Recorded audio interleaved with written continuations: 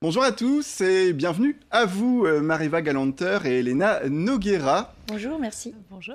Bien avant les Spice Girls et bien avant les L5 aussi, eh bien nous avions en France les Parisiennes. C'est un girls band yéyé français avec vous qui reprenez un petit peu le rôle de chacune des chanteuses. Il y a aussi Ina Modja et Ariel Dombal et vous reformez ce groupe des années 60.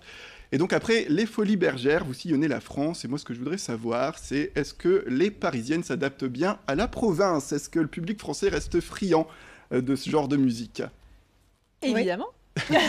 Et pourquoi? Parce que parisienne, qu'est-ce que ça veut dire être parisienne? Ça ne veut pas dire grand-chose. Nous sommes toutes les 4 parisiennes d'adoption, puisque Elena est née à Bruxelles.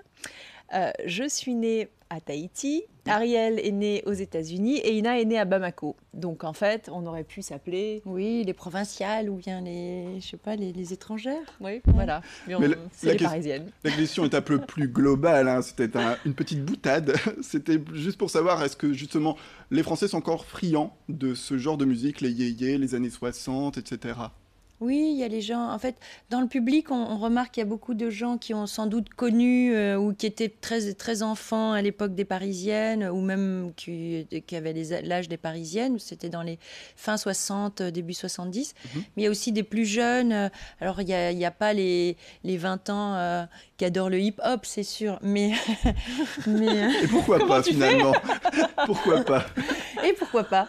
Mais c'est assez varié, c'est assez familial. C'est un show assez familial, très, très pop, très fun, très paillettes, très Très swing. divertissant, très divertissant. Et c'est vrai que oui, il a sa place en province, ce spectacle, parce que c'est un moment où on rêve et où on voyage. On a une douzaine de changements de costumes, on a à peu près 23 chansons, des décors qui changent, des musiciens sur scène, des danseurs. Il se passe vraiment plein de choses et c'est vraiment dans la joie, dans la bonne humeur, dans la légèreté. Il y a le swing jazz du compositeur des Parisiennes qui était Claude Bolling. Voilà, donc oui, c'est pas un spectacle parisien, c'est un spectacle pour tout le monde. Ouais, justement, vous le dites, beaucoup de fraîcheur, voilà, beaucoup de découvertes. Et d'ailleurs, pour le téléspectateur qui souhaiterait venir vous voir, eh bien, vous avez des titres comme L'argent ne fait pas le bonheur ou Il fait trop beau pour travailler. Ce sont les titres les plus connus et ça donne ça. Tout de suite, l'extrait.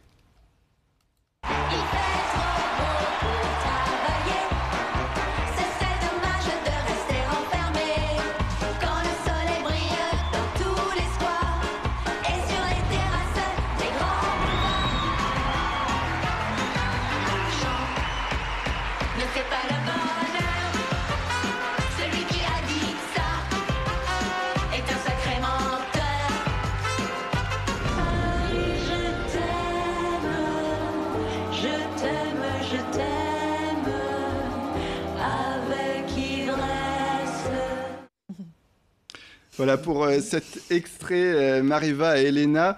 Quel regard vous portez un petit peu sur ces chansons, vous qui êtes quand même pas trop de cette génération-là à la base? Comment... Pas trop. Pas du tout même. On les adore ces chansons. Moi j'adore la légèreté de la pop française des années 60. J'avais fait un album il y a quelques années de reprises de chansons des années 60. Je connaissais des chansons des Parisiennes et même si je n'ai pas connu cette époque, on ne peut pas dire que je suis nostalgique des années 60, mais j'aime ce que ça représentait, ce que ça incarnait, cette insouciance, cette fraîcheur et cette légèreté. Et vous apportez... Oui, puis après, c'est vrai que certaines des chansons sont un petit peu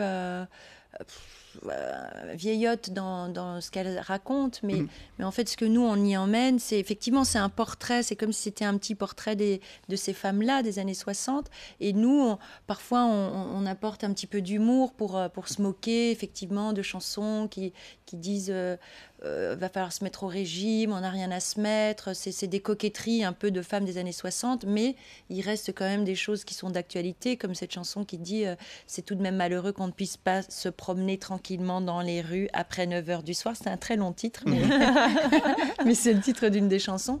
Et c'est vrai que c'est toujours d'actualité, que les femmes dans l'espace public ont quand même encore des difficultés à se sentir libres.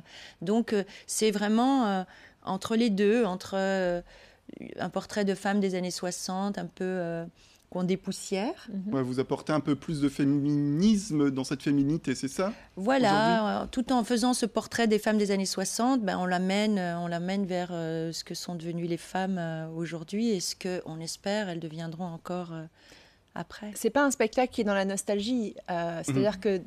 C'est un peu plus futuriste. Oui, rétro-futuriste, Elena, c'est ça, parce qu'on a ces chansons des années 60, mais nous, on n'est pas dans un rôle ni dans un personnage, on est nous, ce qu'on incarne aujourd'hui, et on les réinterprète à notre manière, donc il y a un côté ludique, pop et paillettes. Et justement, alors vous avez apporté chacune d'entre vous votre petite touche pour la création, la recréation peut-être des titres. Comment ça s'est fait tout ça? C'est le choix des chansons, la réinstrumentalisation, etc. Le choix des chansons, c'était un choix qui a été fait de manière collégiale, tout ensemble. On a écouté tous les titres. Laurent Ruquier, qui est notre producteur, connaissait déjà évidemment par cœur le répertoire des Parisiennes, donc nous a fait quelques petites suggestions. Et nous, on a pointé celles qu'on aimait et celles qu'on imaginait bien. Premièrement sur l'album et deuxièmement voir en spectacle. Sur scène, ouais, chacune a un petit peu son moment durant le spectacle, parce que vous êtes quand même à l'unisson, il faut le préciser, vous dansez de la même manière au même moment, mais voilà, il y a quand même un timbre de voix différent, chacun a son petit moment un peu solo quand même. Très peu, mais il y a quelques chansons, il y a 2-3 chansons où chacune a ses petits moments, mais sinon c'est vrai que c'est une seule voix, c'est... une pour toutes et toutes pour une. C'est un peu comme les trois mousquetaires et D'Artagnan. Mais qui est D'Artagnan? Allez, pour terminer, parce qu'il nous reste un peu plus d'1 minute, moi j'ai un petit questionnaire Girls Band pour savoir un petit peu ce que vous choisiriez entre deux groupes. Alors j'ai essayé de sélectionner des époques différentes. Par exemple, là, pour les années 50, les années 60, c'est plutôt The Supremes avec Baby Love ou alors The Shortettes avec Mr. Sandman pour vous. Supremes? Bah oui, parce qu'on a Ariel qui arrête pas de chanter Baby Love à chaque répétition, donc on est à fond Suprême. Bananarama avec Vénus ou The Bangles avec Eternal Flame? Oh, dur. Moi, j'aime bien Bangles. Ouais, Bangles, ok. Allez, les Spice Girls, forcément, ou alors les All Saints avec Pure Shores? Non, Spice Girls. Les Spice Girls. Ouais. Ils se reforment, hein, on le souligne.